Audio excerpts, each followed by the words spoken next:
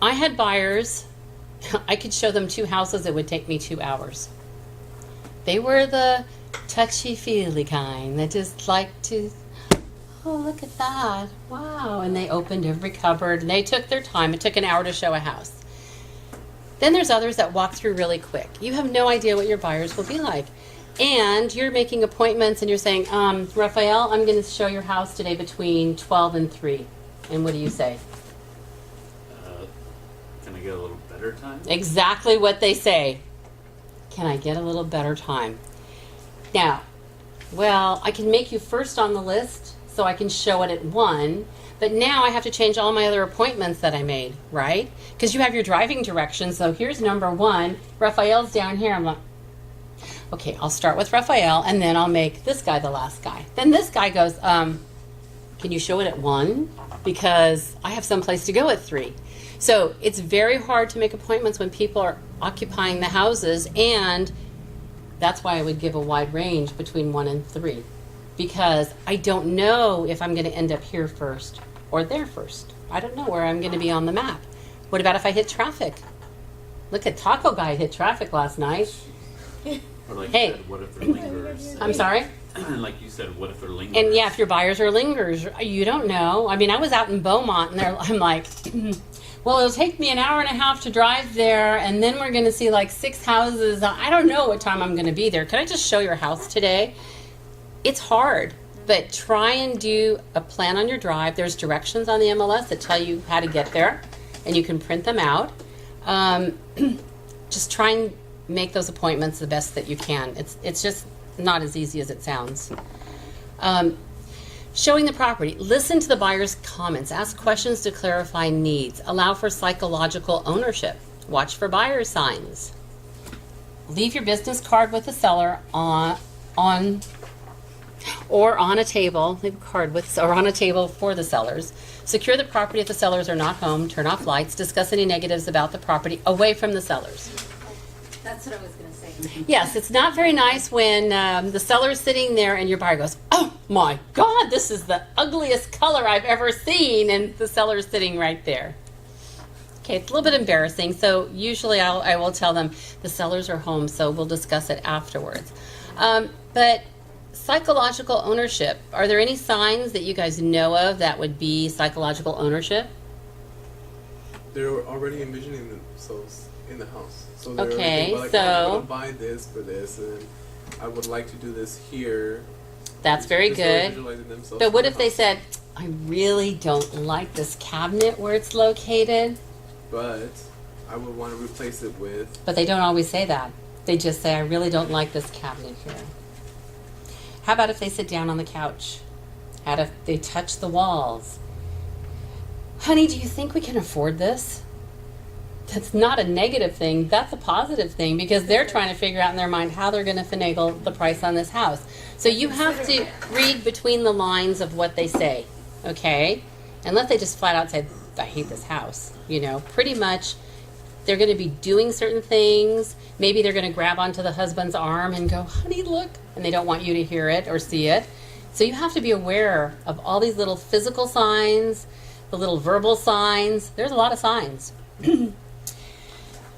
So here are some of the signs to watch for. Asking specific questions, presenting minor concerns, asking about personal property. It's supposed to be imagining furniture in rooms, wanting to show a relative or friend, nonverbal, lingering in the home, nervousness. Now, would you think nervousness would be a sign that they like the house? Not necessarily, though. Well, it could be either or. Well, you don't know. Yeah. They could be nervous and you can't put your finger on what they're doing. Touching each other or touching things in the house. Tools to bring with you.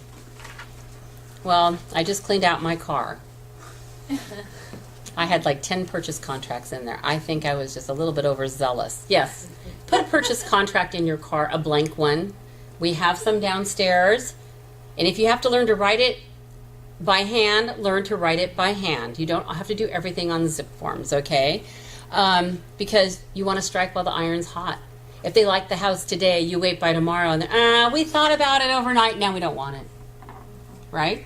Don't let them think about it. You need to be on it with them. When you get cold feet. They might get cold feet. Business folders, MLS printout, pens, pencils. I have like so many pads of paper and pens in my car. I think I could open a stationery shop. Tools to leave in the car: appointment book, planner, financial calculator. We don't need a digital camera anymore. Camera because we have phones. Clipboard. Women, you should always have some flats in your trunk. Always have a flashlight. We don't need maps because we have GPS, but in case, as my husband was going to an appointment in the valley, there was cloud cover, and he had his phone. I'm going to use my phone because it's better than your GPS. And he couldn't get the directions. I had to go online, look at the map on Google Maps to get him there because he had no service on his phone. The GPS wouldn't work. It happens. I was like, what the heck? So, oops, it wouldn't be bad. Am I like going the wrong way? There we go. Always have, oh, I cleaned out my car and I have 4 measuring tapes in my car. I guess, again, people will say, I don't know if my refrigerator is going to fit there. Are you kidding? Oh, I have a measuring tape in my trunk. Here you go. Let's go home and measure yours, okay? I showed a house once. This is really bizarre. It was raining cats and dogs, and it was in La Mirada. And it was Flipper Flop's house. What's their names? Christina and Masood. Tart. Masood. Yeah. And so these people were super, super clean, right? And they're like, oh, we don't want to step on the new tile because our feet are all wet. No problem, I have a rug in my car. Go in my car, I got a rug out. And they all wiped their feet on my rug, and I had to take it home and wash it. But you know what? You need to be prepared. I kid you not. Bring out the red carpet. Because I had a rug, because I had a house that was vacant, and I needed to put a rug down because it was either because of it was raining or something. And I just left it in my car. Or a towel. Yeah, I just happen to have a I rug. usually carry a towel in my car as well. That's so a good idea. yeah, you can just bring it out and put it. And there bring and toilet everything. paper in your car. You just never know. Okay. Small toolkit, screwdriver, hammer. Yeah, I got all that. 20 hammers, 20 screwdrivers. Personal safety reminders. Meet at the office or a public place. Let someone in the office know where you are and when you expect to return. Follow buyers through the home rather than lead them, and use common sense. So, when I'm doing open house, because of all the weirdos out there, I always keep the back door open and I always keep the front door open, and I always plan my escape route, just in case there's some crazy that wants to come after me with a knife, okay, or a gun, whatever. I know it sounds stupid, but I'm telling you, I know Andy ended up showing a house in Culver City, and it was a love triangle, and the realtor was killed in the house. Yeah. Oh, yeah. So, Wait. huh? Yes. In front of Not her. Andy. Not Andy. Wasn't. Yeah. It was the house that she sold. But you know what? There's lots of weird stuff that happens. Just be cautious. Don't be the one that's going to be stuck in the room Just without an be exit. prepared, you know. Okay. Be a realtor. And I will tell you a little story about letting someone in the office know. So Michael had an assistant, and she was a single girl, and we had a plan. This is when men, they don't listen to women, and Sorry, what? men don't listen. Yes, right. So they had a little thing, and it says, so if I'm afraid, Michael, what am I going to do? He goes, well, call the office and just say you need the red folder. So she met this guy, and she was a little apprehensive, so she calls the office, and she's like, Michael, I need the red folder. Why? Oh, Michael, I need the red folder right now. But what red folder are you talking about? And she's like, I need the red folder. I mean, she was just like, and he totally forgot about their safe word and it was, afterward we were laughing. Nothing ever happened to her, but she kept going, the red folder, and he was like oblivious, like, what red folder? What are you talking about? So, needless to say, if you are going to go someplace, and I've done it myself, tell the front desk, hey, you know what? I've said, I'm going to this address. If I don't come back in an hour, call the cops. No. Because do. you don't gotta know. do that, yeah, because there's just so much stuff going on out there that you just never know. Right. So just be aware. That's all we're asking for you to do. Oh, God, every time I touch that mouse, Maria, damn I you. have a question. Yes. What if you're doing an open house in a house that's really big? Would you advise Have two people. Have two people. Would you advise, say, if you're one person, to go upstairs with them? No. Or no. It's hard if it's occupied. I'm going to tell you, there's been instances when you have too many people coming into an open house. And we had an instance in our office where the owner of the house, his ex-wife came in on the open house, unbeknownst to anyone that it was the ex-wife, and knew where he hid some jewelry and money, went in the closet and took it. Nobody would have ever, no normal person off the street would have known that it would have been hidden in the closet under the shoebox, okay? Right. So it was someone that knew where it was. But if you have so many people coming in, you're not going to be able to do that. So first of all, always tell your sellers to make sure that they put everything that's valuable to them away. And we've had, like, I remember in the other office I was at, somebody had stolen some very expensive perfume off the bathroom shelf or something. If you have something that's near and dear to your heart, don't leave it on display. Take it out of the house, hide it in a place where no one's going to see it. But in that case, if you have a big house and you're all alone, it's tough to go up and down the stairs and follow them around. My husband is going with me to open house. Well, that's good. Because 2 weeks ago, I had a guy come in. So and, see? And he seemed like a normal guy, but all of a sudden he was telling me that he's divorced, which I was like, okay, well, you're divorced, you're getting divorced, and he said, and I had my business, and everything went apart, and I started doing drugs. He's all, I started doing drugs. And that's the part he's all, have you ever seen drugs? And then he started, great. Like, he like showed me what he had, and he's like, are you gonna call the cops on me? And he was just, yeah, it was pretty scary. Yeah. Well, and we also, I have, It was I think it's pepper spray, some sort of spray in my car. Yeah, I have names with you? have pepper spray, but when I called my husband immediately, and then he didn't pick up. Oh, And she kept going, red folder, honey. Bring me that red folder, right? Yeah, so now But see, yeah. If And it's that's something why I that's thought big, maybe, and you just don't I know just who's need going to to come have in. someone with me. Yeah. You have to be very cautious. And if you have I have pepper spray, and I'm afraid to use it because I'm afraid I'll spray myself. And I'm just like, oh my God, that'd be really dumb. I was like, I've never used it, but I don't want to be the one. Yes, Like, practice. right in my face. Put a mask on it and practice and see which way it shoots. Anyhow, we might have to all take like some self-defense classes or something. So, why invest in real estate? Pluses. Do you need a tax write-off? These are the reasons to buy a house. Retirement security. You can rent it out. You can rent one room. You can borrow on the equity. No landlords. Privacy and parking. Decorate to your own taste. Credit rating improved. Shelter. Approximately 90% of millionaires did so through or because of real estate. Rent rises while payments stabilize. Children and family security, can sell or rent. A home is still the American dream. So you need to, if buyers, there are some buyers that will never buy, okay? They think they're buyers, but they're too afraid of their own shadow. But you need to make a good point for all the pluses of owning real estate. There is a tax write-off. There is security. It's a roof over your head. I like to say, there was a time when people would say, oh my God, my house I paid $500, it's only worth $200, I want to do a short sale. And then they couldn't find a rental.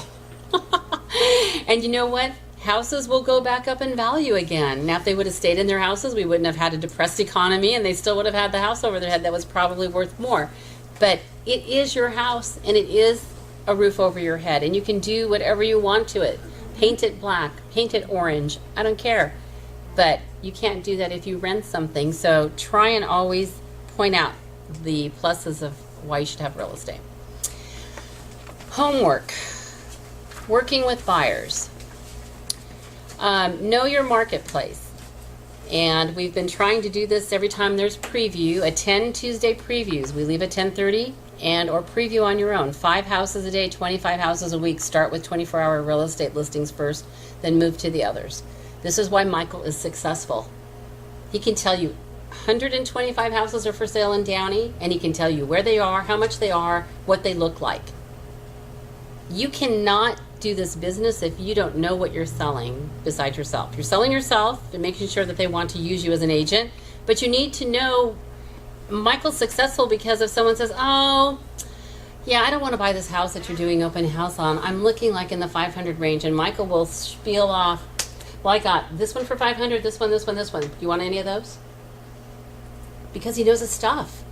We should all know our inventory like the back of our hand. If you're going to work Downey, know Downey. If you're going to work Bellflower, know Bellflower. Wherever you're going to work, you need to learn what's for sale and check it every day. You should know every new listing that comes up. Make an appointment to preview a listing using the script below. So if you're going to show a house, or if you want to see a house, just for you to know the inventory, this is the script. Call the seller or the agent. Hello, Mr. and Mrs. whatever. This is Marie with 24-hour real estate. I'm calling to set an appointment to preview your home today between. Is this time convenient? So if you're making appointments to show your buyers, this is the spiel that you would use. Now, if it's not the seller and it's another agent, please identify yourself. This is Marie with 24-hour real estate. Susan, I want to show your house on Big B. When's a good time? Can I show it on this day? You're supposed to identify yourself over the phone that you are an agent. You just don't say, hey, can I go see that house at, please, let's try and be professional. Like that lady you had The lady that called me in Spanish, thought I spoke Spanish, and then she was an agent. And I was like, really? What did I say? I said, never mind. You were there. I'm trying to remember. Oh, I'll tell you later. Yeah. Okay, we're going to go to open house tips. So this is going to be your little intro to open house. I've had people come with me to observe me at an open house. I think it's for all of us, even myself, it's always good to go see open houses and see how agents treat potential buyers. Not all of them are doing it right. A successful open house person like Michael or Christina DeVillis or some others, they can do business by just doing open houses and nothing more. So it's a really good tool. So if you're doing an open house, pass out 50 invitations into the neighborhood. Why would you do this? So that other people around the neighborhood, if they were thinking of selling, they'd have a better baseline, maybe. Well, basically, we find that if you had 10 houses on a block and you're selling one, probably 2 or 3 of those neighbors have a friend, a relative, or a child. I'd love to move in this neighborhood if something comes up. Okay?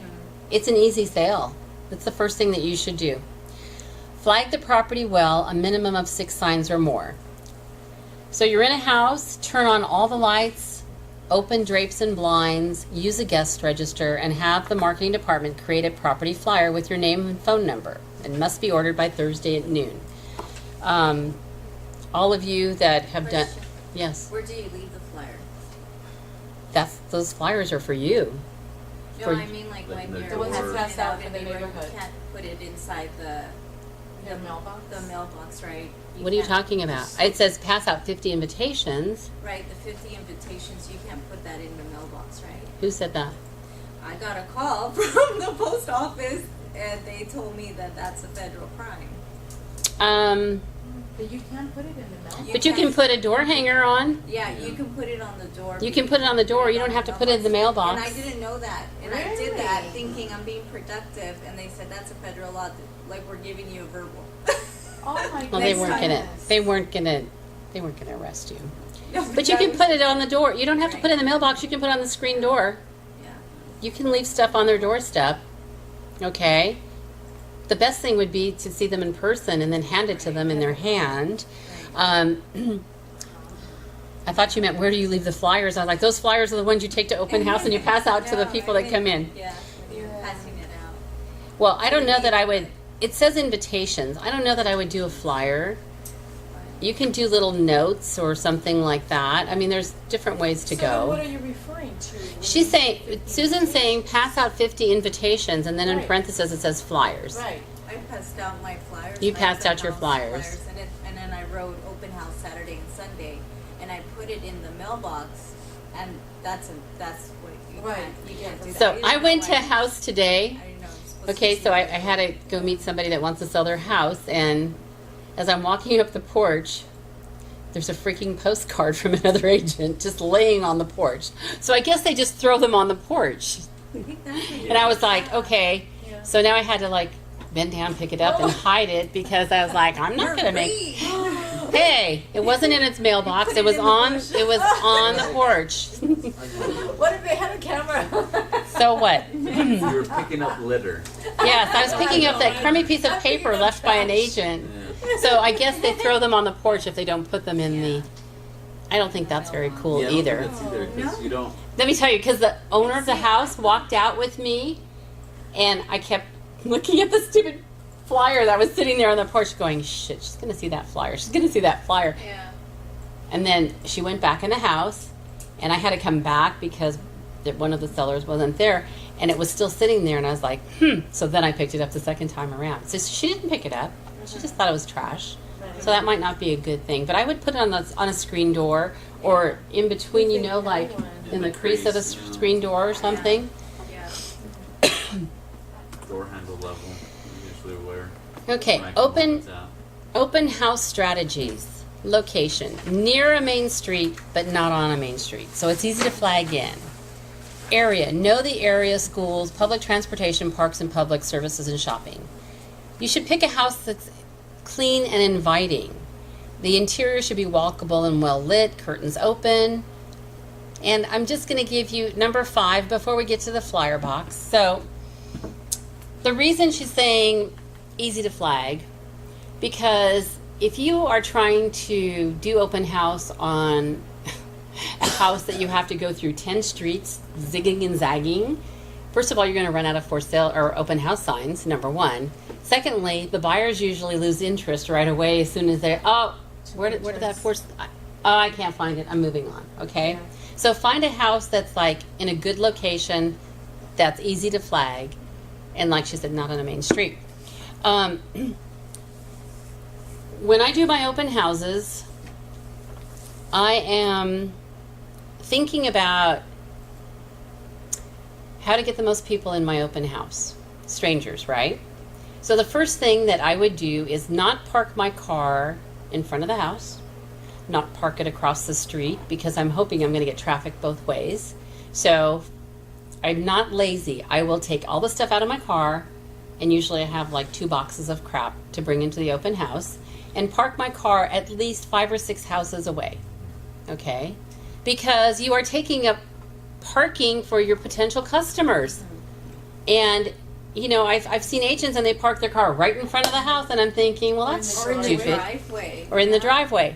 Put your car, take a walk, you do some exercise. That's number 1. Number 2, I had an agent who's brand new, and I said, I was having her accompany me to my open house. I said, so can you put the flags in the grass in the front? So she takes the 3 flags and she goes, 1, 2, 3. And I'm like, can you like put one at one end, one in the middle, like space them out? Okay, you're putting a flag up, you're putting a for sale or an open house sign up for people to see. If you can't see it, how are they going to see it? So when you're putting a sign on the corner, make sure it's visible and that there's not a car parked in front of it, or you're not putting it in front of a stop sign or some post or trash can that nobody can see. So you want to be able to drive away and know that any car going this way or this way is going to be able to see your sign. Otherwise, you've just wasted your whole open house day. Then, number 5, I have a great little, I hate these damn screens, story about the flyer box. My daughter, who's been an agent for like 15 years, she wanted to do open house, and she had a friend who was an agent that owned a house, and she says, can I do open house on your listing over there, Karen? Oh yeah, you don't want to do open house there. This is the owner of the house who's also an agent. That's a lousy open house. Nobody ever comes in. What do you mean? She goes, well, they take the flyer out of the box and they never come in. And my daughter goes, oh my God. And she rolls her eyes and she goes, how stupid is that, agent? Take the flyers out of the box. They have to have a reason to come in, right? True. So there's lots of agents that don't do that. And this lady was one of them. So she had lousy open houses because she never removed her own flyers out of the box, okay? Guest register. Have a guest register or sign-up sheet near the place that they will exit. Your business card and a possible giveaway, calendar, magnets, scratch pads, pens. I don't care if you have to bake cookies.